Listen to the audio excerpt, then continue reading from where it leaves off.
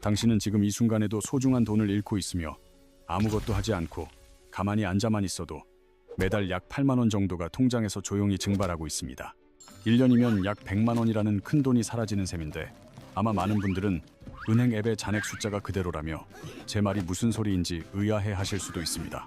하지만 숫자가 줄어들지 않았다고 해서 안심해서는 안 되며 자본주의 사회에서 화폐의 실질적인 가치는 매년 눈에 보이지 않게 조금씩 녹아내리고 있다는 사실을 깨달아야 합니다. 20년 전 우리가 단돈 3영원으로 맛있게 즐기던 자장면 한 그릇을 떠올려 보시면 지금은 그 3배인 1만 원을 줘야만 먹을 수 있다는 것을 알게 됩니다. 똑같은 0만 원을 그저 안전하다는 이유만으로 은행에 방치해둔다면 20년 뒤 당신의 노후 자금은 현재 구매력의 절반 수준밖에 발휘하지 못하는 초라한 돈이 될 것입니다.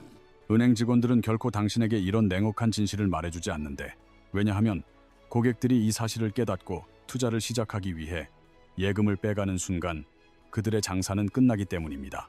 오늘 이 영상을 끝까지 시청하신다면 가만히 두면 반토막 날 운명인 3영만 원을 10년 후 7영만 원으로 불릴 수 있는 가장 현실적이고 구체적인 플랜을 만나게 될 것입니다.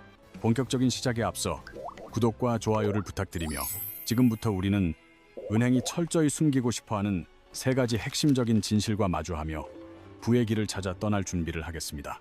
첫 번째로 우리가 파헤칠 진실은 은행 예금이 왜 실제로는 당신에게 경제적 손해를 입히는지, 그리고 물가 상승률이라는 보이지 않는 도둑이 어떻게 당신의 자산을 훔치는지입니다.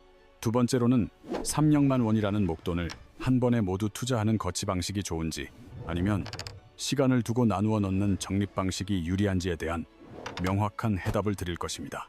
마지막 3번째 단계에서는 여러분의 소중한 자산을 구체적으로 어떤 상품에 어떤 방식으로 배분해야 하는지 당장 실천 가능한 상세한 포트폴리오 전략을 아낌없이 공개해드리도록 하겠습니다. 이제 첫 번째 의문부터 함께 풀어볼 텐데, 과연 무엇 때문에 많은 전문가들은 은행에 돈을 넣어두는 것이 사실상 자산을 갉아먹는 행위라고 경고하며 투자로의 전환을 강조하는 것일까요? 5년 전 우리가 5영원에 사 먹던 햄버거가 현재 1만 원이 되었다면 그것은 햄버거의 가치가 특별히 높아진 것이 아니라 당신 지갑 속 만원짜리 지폐의 가치가 하락한 것입니다.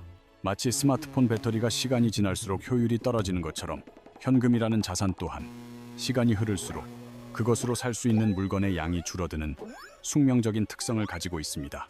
2025년 12월 기준으로 우리나라의 연간 물가 상승률은 약 2.1%를 기록하고 있으며, 이는 우리가 매년 가만히 있어도 물건 가격이 그만큼 비싸진다는 것을 의미하는 수치입니다.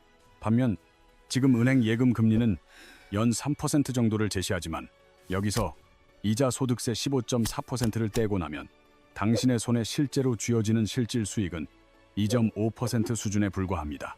결국 물가는 2.1% 오르는데 실질 이자는 2.5%이니 겨우 0.4%의 이익만 남는 셈이며, 심지어 상황이 나빠지면 본전이거나 오히려 실질 자산 가치는 마이너스가 될 수도 있습니다. 이것은 마치 뒤로 움직이는 속도가 훨씬 빠른 러닝머신 위에서 앞으로 가기 위해 필사적으로 뛰고 있는 것과 같아서 열심히 저축하는 것 같지만 실제 자산은 뒤로 밀려납니다.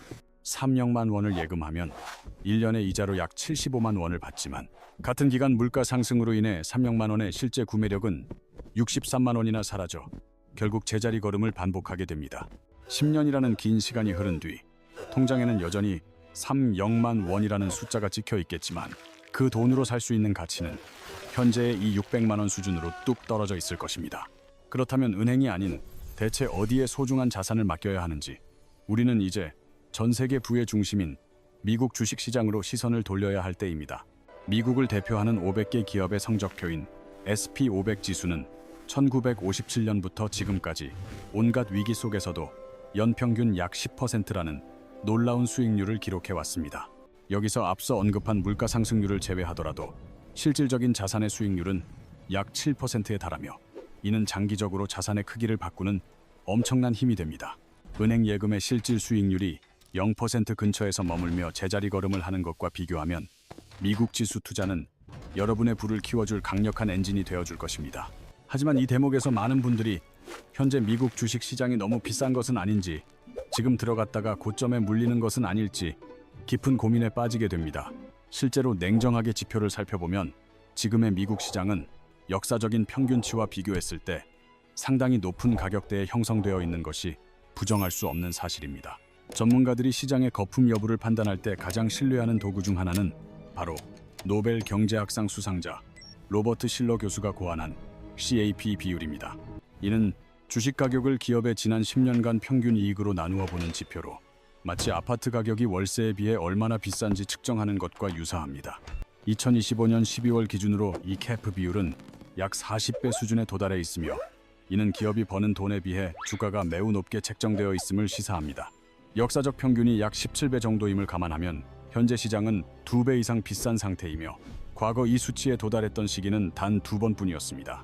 바로 1929년 대공황 직전과 2000년 닷컴 버블 당시인데 공교롭게도 두 시기 모두 그 이후에 시장에 큰 폭의 하락장이 찾아왔던 기록이 있습니다. 물론 캡 지수가 40이라고 해서 내일 당장 폭락이 온다는 뜻은 아니며 2021년에도 38을 넘겼지만 시장은 예상을 깨고 한동안 더 상승했습니다. 다만 현재의 가격이 결코 저렴하지 않으며 투자자로서 언제든 찾아올 수 있는 조정에 대비해야 한다는 강력한 경고 등으로 이해하고 접근해야 합니다. 또 다른 유명한 지표인 버핏 지수 역시 현재 상황을 경고하고 있는데 이는 주식시장 전체 가치를 한 나라의 경제 규모로 나눈 수치입니다. 현재 이 지수는 약 220%를 기록하고 있으며 정상 범위인 100%를 2배 넘게 초과하여 역사상 유례없는 과열 구간에 진입해 있는 상태입니다. 비유하자면 평소 체중이 70kg인 사람이 갑자기 150kg으로 급격히 살이 찐 상태와 같아서 시장의 기초 체력에 비해 몸집이 너무 커져 있는 형국입니다. 그렇다면 시장이 이렇게 비싼데 지금 투자를 포기해야 하는가? 라는 의문이 들겠지만 결론부터 말씀드리면 여기서 투자의 핵심적인 반전이 나옵니다. 놀랍게도 역사상 가장 최악의 타이밍에 투자를 시작했을지라도 중도에 포기하지 않고 장기적으로 버틴 투자자들은 결국 모두 승리했다는 점입니다. 2008년 금융위기 직전인 2007년 10월 그야말로 역사적 꼭대기에서 3억만 원을 한 번에 투자했던 최악의 시나리오를 가정해 분석해 보겠습니다. 당시 고점에 몰린 투자자가 원금을 회복하기까지는 약 5년 반이라는 인고의 시간이 필요했으며 2013년 3월이 되어서야 겨우 본전을 찾을 수 있었습니다. 만약 그 고통의 순간에 3억만 원을 한 번에 다 넣지 않고 일부만 먼저 넣고 나머지를 매달 조금씩 나누어 넣는 분할 매수를 선택했다면 결과는 어땠을까요? 주가가 폭락하며 바닥을 향해 가는 동안에도 여러분은 싼 가격에 더 많은 주식을 꾸준히 모으게 되었을 것이고 이는 평균 단가를 낮추는 마법을 부리게 됩니다. 이렇게 분할 매수를 했다면 원금을 회복하는 시간은 2013년이 아닌 2011년쯤으로 무려 2년이나 앞당겨졌을 것이며 심리적인 고통 또한 훨씬 적었을 것입니다. 이것이 바로 하락장에서 빛을 발하는 분할 매수의 강력한 힘이며 주가가 내려갈 때 오히려 더 많은 주식을 살 수 있는 기회로 바꾸는 역발상의 지혜입니다. 주가가 올라가면 이미 보유한 주식의 가치가 상승해서 좋고 내려가면 앞으로 살 주식을 싸게 살 수 있어서 좋은 그야말로 지지 않는 게임을 만드는 전략인 셈입니다. 하지만 여기서 반전이 하나 더 있는데 세계 최대 자산운용사인 뱅가드의 연구에 따르면 역사적으로 거치식 투자가 분할 매수보다 수익률이 높았던 확률이 약 68%에 달한다고 합니다. 시장은 장기적으로 우상향하기 때문에 최대한 빨리 돈을 밀어넣는 것이 상승분의 혜택을 더 많이 누릴 수 있게 해주며 마치 나무를 하루라도 빨리 심는 것과 같습니다. 그렇다면 우리는 높은 확률의 거치식과 안전한 분할 매수 중 무엇을 선택해야 할까요? 투자는 차가운 숫자 계산이 아니라 뜨거운 사람의 마음이 개입되는 게임임을 잊지 말아야 합니다. 3억만 원을 전액 투자한 다음 날 주가가 10%만 폭락해도 여러분의 마음은 무너져 내릴 것이고 공포에 질려 최악의 바닥에서 주식을 모두 팔아버리는 실수를 범할 수 있습니다. 그래서 제가 제안하는 가장 현실적인 승률 높은 전략은 바로 이 두 가지 방식을 영리하게 섞어 리스크를 관리하면서도 수익을 놓치지 않는 하이브리드 전략입니다. 우선 전체 자산 3억만 원 중 절반인 500만 원은 시장의 상승 흐름을 즉시 타기 위해 지금 당장 용기 있게 투입하는 거치식 방식을 선택하십시오. 그리고 나머지 500만 원은 향후 10개월에서 15개월이라는 충분한 시간을 두고 매달 100만 원에서 150만 원씩 기계적으로 나누어 담는 적립식 방식을 병행하는 것입니다.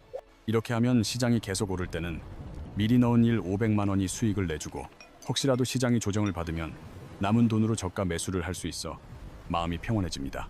이제 투자의 방법론을 정했다면 구체적으로 어떤 바구니에 담아야 할지가 중요한데 가장 기본이 되면서도 강력한 무기는 역시 미국을 대표하는 SP500 ETF입니다.